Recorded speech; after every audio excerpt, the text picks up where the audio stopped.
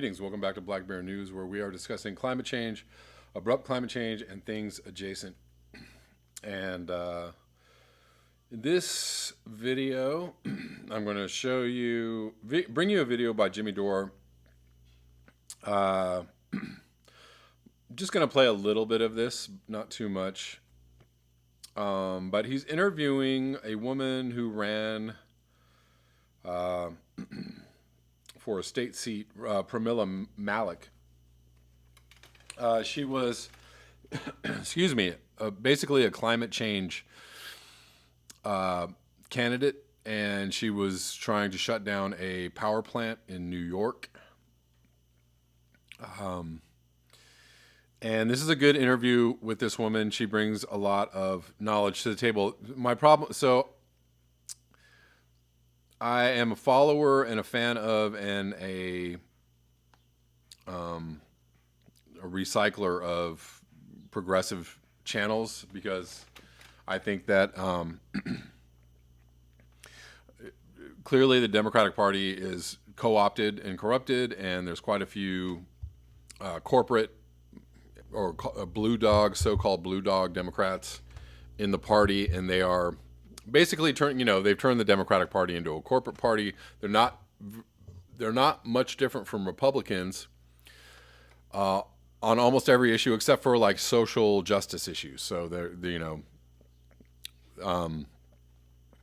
basically are all for corporate military power, but with a nice inclusive face, so they want to make sure everybody's included in this corporate melee, if you will, or everybody's included in climate destruction, or everybody's included in the economy, and that's all good, but they actually have to change their core values, and start helping people in real ways, and not just things that are on the surface.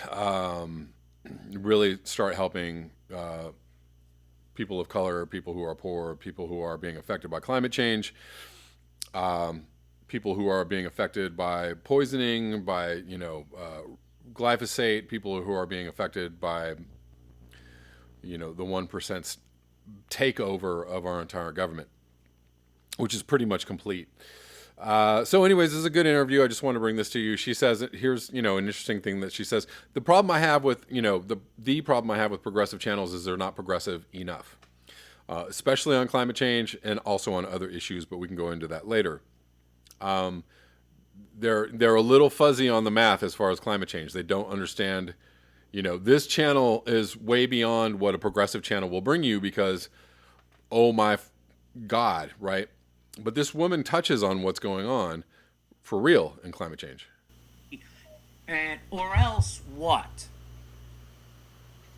I mean, we're talking about ecological. So but what happens at that? So when people hear that number, so in 2030 everyone dies, or what starts to? Why is that a number? Why is that important? Well, the point is, I think 12. The IPCC said is 12 years is the point at which, no matter what we do, it becomes irreversible.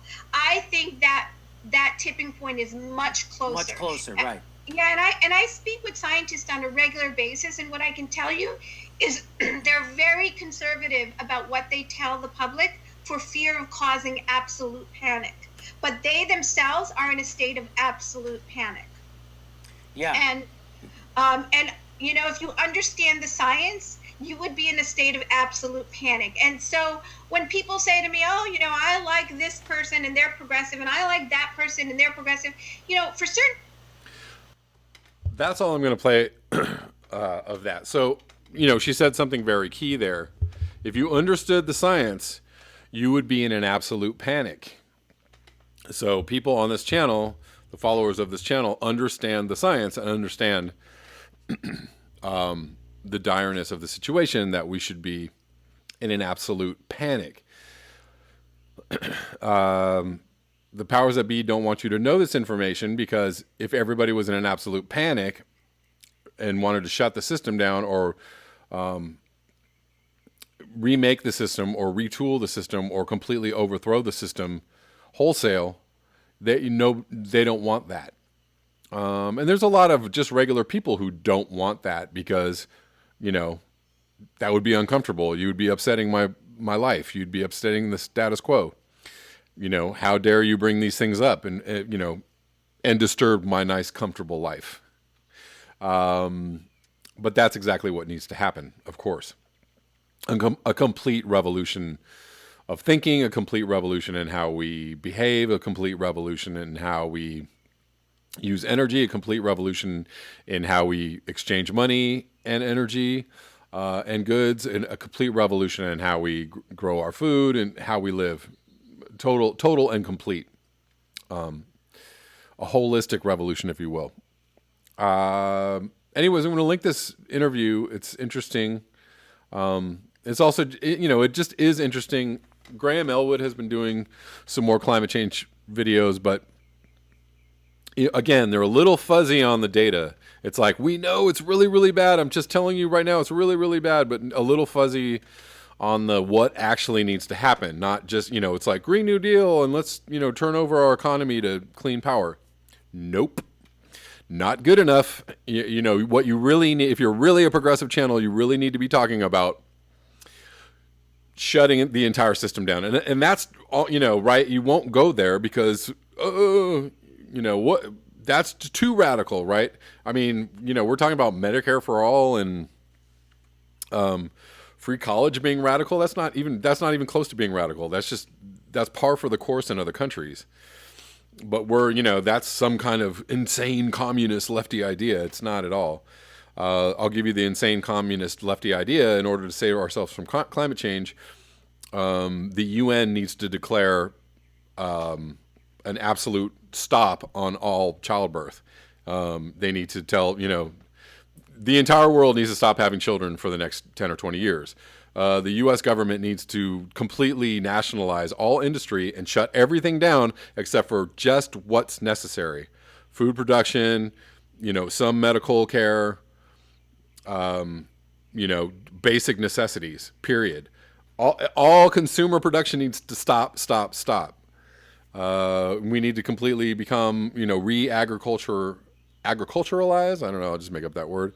Ourselves. We need to be growing our own food. We need to be making our own stuff. We need to be not flying in planes and not driving in cars. These are the radical ideas that progressive channels need to be talking about if you're actually talking about fixing climate change. So, word up to Jimmy Dore and Graham Elwood and Status Quo and all those channels. Guys, get with the program. Is Netflix bad for the environment? How streaming video contributes to climate change. Sending dozens of emails a day, making a quick call on WhatsApp, uploading some photos to the cloud, watching a short viral clip on YouTube. It's all part of the digital daily life around the world. For the individual, maybe just one photo or just a few minutes of video, but taken together, our collective internet traffic contributes enormously to climate change. Everything a computer, tablet, or smartphone does requires electricity, and to generate that electricity, the world will predominantly use fossil fuels, which produce carbon dioxide and contribute to heat-trapping greenhouse gases. I was just reading a comment from somebody about all the new technology, doubling and quadrupling our energy demand. So we have this whole new digital world that everybody's entering, and the problem is that we're going to overwhelm even our fossil fuel resources trying to power all this technology in just a few years. So who knows how that's going to play out? Everything a computer, tablet, digital technologies have even surpassed the aerospace industry in terms of carbon emissions. While aviation's share of global CO2 emissions is estimated to be around 2.5%, and rising nearly 4% of all CO2 emissions can now be attributed to global data transfer and the necessary infrastructure, according to a recent study by Paris-based think tank The Shift Project. The NGO is researching ways to redesign the world's economy so that it runs on renewable energy.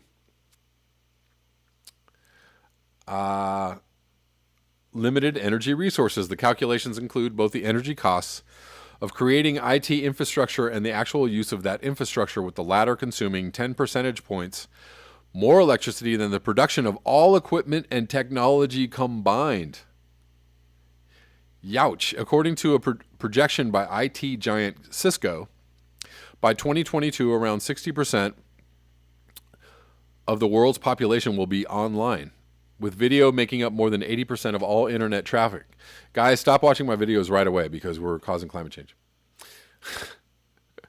Maxime Efouhes, an energy and environmental expert at The Shift Project and author of the study, said we need to urgently reconsider the future of internet use and think about cutting back. We have limited energy resources, he said, pointing out that even if we make the shift to renewables now, the internet is a worldwide thing, so it would require every country in the world to be powered by renewable energy. But, he said, that goal remains impossible in such a short time, meaning we can't let internet usage grow as rapidly as it has to this point. So, yes, internet usage is going to outgrow the means by which we can actually power it. And what about Bitcoin? And what about all the other great, wonderful technologies that are coming our way? What about all the data storage that the NSA is doing, and all the facial recognition and all that stuff?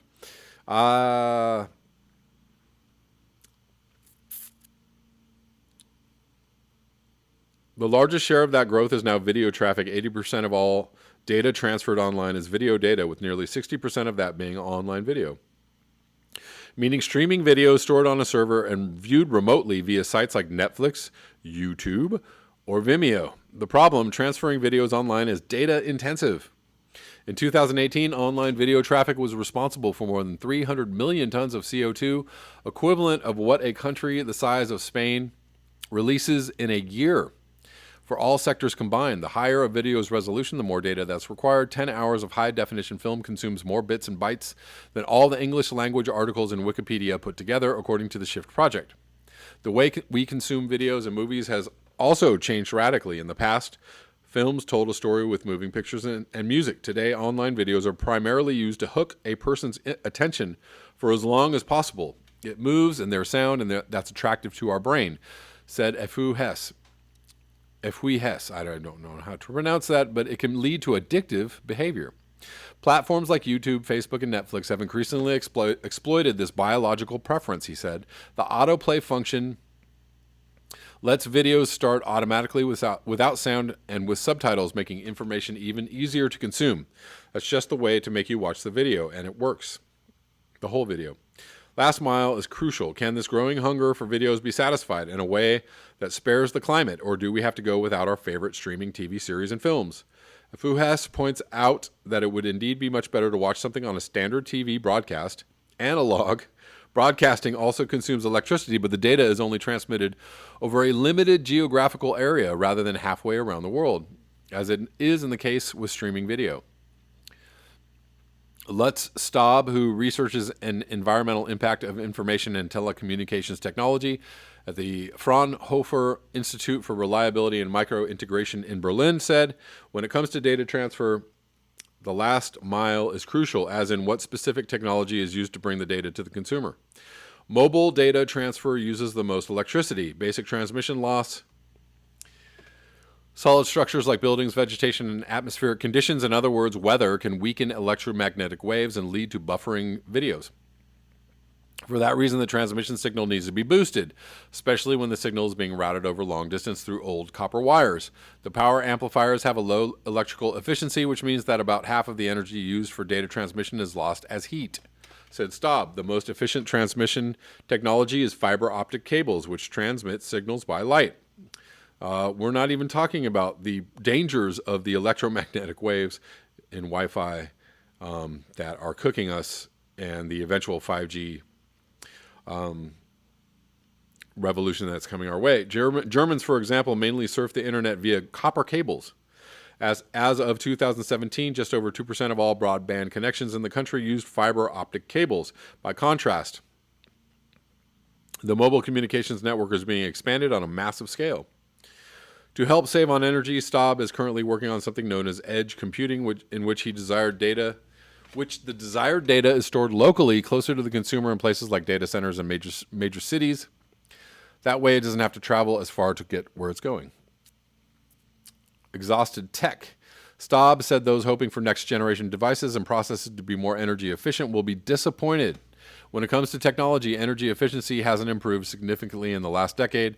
That's why it's best to use your older devices as long as possible, he said. What remains are small tweaks to our daily routine. This is what's called digital hygiene, says Staub. Do you really need to upload 25 images of the same thing to the cloud?